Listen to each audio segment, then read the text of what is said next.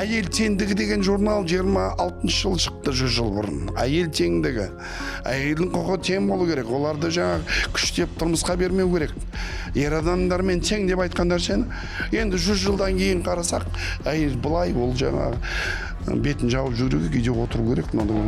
Шегіну ғой, ол шегіну. Не болды соншама? Мен өзі ойым, әйел адам, ер адамдармен бізде қатар жүріп, мемлекетті дамытса, экономиканы дамытса, біз екі есе мықты боламыз. Екі есе.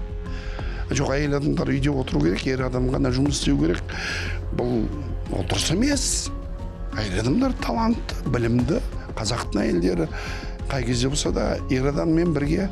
Бұрын ер адам сыртта басқарып, соғысып, мал бағса, үйдегі бүкіл тіршілікті үйдің басқаруына әйел адамда болған. Балалар әйел адамына айтқан жұмыс деген. Ана тілі, ана тәрбиесіге мықты болған, мықты аналар болған да.